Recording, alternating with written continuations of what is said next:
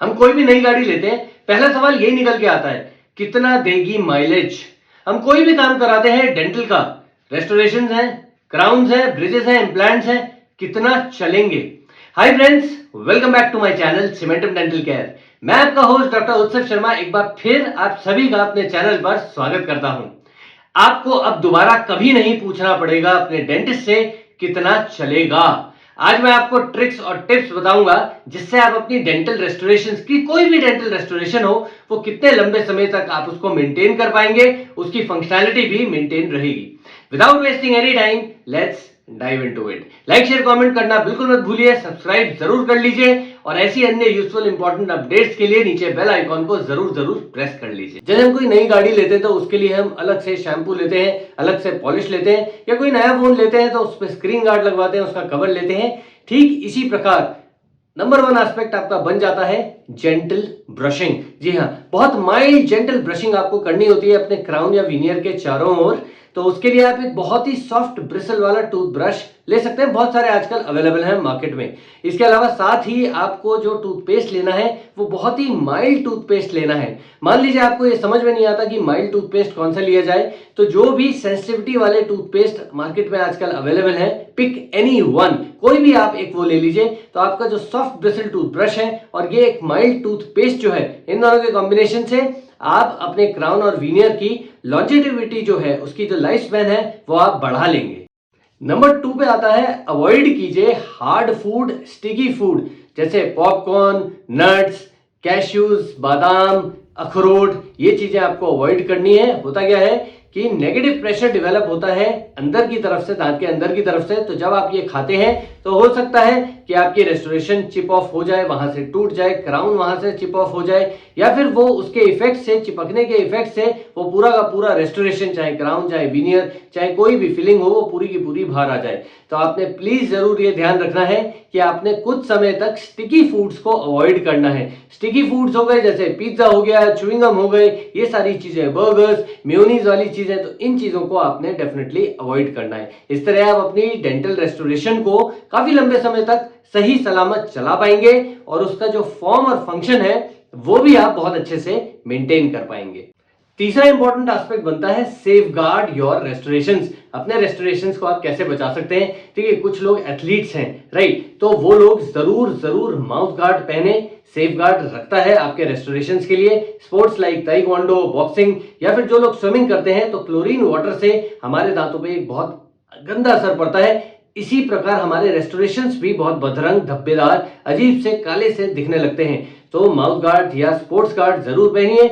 जो लोग ब्रक्सिज्म के शिकार हैं, दांत को किटकिटाते हैं रात को, वो लोग भी नाइट गार्ड जरूर पहन सकते हैं, क्योंकि रात को जब आप दांत किटकिटाते हैं आपको नहीं पता चलता, डायरेक्ट असर पड़ता है आपके वीनियर्स पर और आपके क्राउन्स पर। तो इन चीजों का आपको डेफिनेटली ध्यान रखना है। इस प्रकार आप अपनी रेस्टोरेशन, स्पेशली क्राउन्स और वीनियर्स को काफी लंबे समय तक मेंटेन कर सकते हैं। एक जो सबसे कॉमन इशू आता है ना, वो ये है जी, हम कुछ खा रहे थे, साथ में क्राउन निकल के आ गया, या हम तो सिर्फ एक ब्रेड खा रहे थे, फिलिंग जो है उसमें चिपक के साथ आ गई। हम सुबह उठे, हमने ब्रश किया तो वो पूरा का पूरा विनियर ही बाहर आ गया। हम तो जी पानी पी रहे थे, पता नहीं अचानक से क्या हुआ कि देखा तो पूरा का पूरा ब्रिज जो आपने लगाया था पूरा हाथ में ही आ गया। सबसे जो कॉमन इशू आता है वो यही सारे इश्यूज आते हैं। इसको अवॉइड करने के लिए जो सबसे इंपॉर्टेंट एस्पेक्ट चौथा है वो ये है कि आपको फ्लॉसिंग जरूर करनी है। कई तरीके के फ्लॉस आजकल मार्केट में अवेलेबल हैं, थ्रेड वाले हैं, फिंगर वाले हैं, हैंडल वाले हैं। तो जब भी आप अपना रेस्टोरेशन किसी भी प्रकार का अपने डेंटिस्ट से कराते हैं, तुरंत उसके बाद उनसे पूछिए और सीखिए सही टेक्निक क्या है फ्लॉस करने की। कुछ लोग मैंने देखा है बहुत झटके से ऊपर नीचे करते हैं, तो डेफिनेट सी बात है उनका रेस्टोरेशन खराब हो ही जाएगा। फ्लॉसिंग के फायदे बहुत सारे होते हैं। री इन्फेक्शन नहीं होगा, सेकेंडरी कैरीज नहीं होगी, खाना जो वहां फंसा होगा वो निकल जाएगा, प्लाक बिल्डअप नहीं होगा। इन सभी को मिलाकर आपकी जो रेस्टोरेशन है वो काफी लंबे समय तक चल पाएगी, उसका फिजियोलॉजिकल फॉर्म और फंक्शन भी मेंटेन रहेगा। एक और बहुत कॉमन सी प्रॉब्लम है, लोग मुझे आकर ये कहते हैं, सर हमें तो कोई दर्द है ही नहीं, हमें नहीं पता कि अंदर क्या चल रहा है, मुझे तो कभी नहीं लगा कि मेरा क्राउन लूज हो गया है या खाना साइड में फंस रहा है, ना कोई दिक्कत आई, चबाने में भी ठीक काम कर रहा है। हाँ, थोड़ा बहुत हल्का बहुत कभी कभार ऐसा लगता है कि कान के पीछे नस पे नस चढ़ गई है, थोड़ी देर के लिए होता है ऐसा, बाद में सब ठीक हो जाता है। पांचवा इंपॉर्टेंट एस्पेक्ट है रेगुलर डेंटल चेकअप एंड क्लीनिंग्स। देखिए होता क्या है, आप लोगों को खुद से नहीं समझ में आता आपके डेंटिस्ट आपको बता पाएंगे कि आपका क्राउन लूज हो गया है, या वहां पे साइड में कोई पॉकेट फॉर्मेशन है, या खाना फंस रहा है, या कोई कलर चेंज हो रहा है, आपकी रेस्टोरेशन का कोई सेकेंडरी इन्फेक्शन है। सो प्लीज आप रेगुलर चेकअप करवाते रहिए अपने डेंटिस्ट से। भले ही वहां पे कुछ ना निकले, बट एटलीस्ट जो आपने पहले अपना डेंटल रेस्टोरेशन करवाया था वो मेंटेन रहेगा। अगर कहीं पे कोई दिक्कत होगी तो साथ के साथ करेक्ट हो जाएगी, नहीं तो वो लंबे समय तक नहीं चलेगा और आपके मन में यही एक बार बार सवाल आता रहेगा कि हम तो बार बार डेंटिस्ट के चक्कर ही काटते रहते हैं। सो प्लीज यही इंपॉर्टेंट पांचवा एस्पेक्ट है कि रेगुलर चेकअप और क्लीनिंग अपने डेंटिस्ट के पास जाकर करवाते रहिए। हम लोग ना बहुत जल्दी से बेवकूफ बन जाते हैं।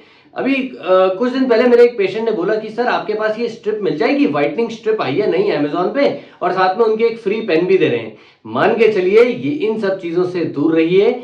आपको नहीं पता इन व्हाइटनिंग स्ट्रिप्स, पेन्स या जेल्स के अंदर क्या कंपोनेंट्स, कैसे एब्रेसिव कंपोनेंट्स यूज किए जाते हैं। तो आपकी रेस्टोरेशन चाहे वो क्राउन हो, फिलिंग हो, मैंने कई बार देखा है अपने पेशेंट्स में कि वो एक इस ट्रैप में फंसकर अपने अच्छे रेस्टोर्ड दांतों को, क्राउन्स वीनियस को भी वो खराब कर लेते हैं, भद्रंग से हो जाते हैं, और कई बार तो उनको एलर्जिक रिएक्शंस भी हो गए हैं। सो प्लीज बेवकूफ मत बनिए, इन्फ्लुएंसर्स के चक्कर में मत आइए। यदि आपको व्हाइटनिंग करवानी है दांतों की तो प्लीज आप अपने डेंटिस्ट से मिलिए, वो आपको सही सलाह भी देंगे, गाइड भी करेंगे।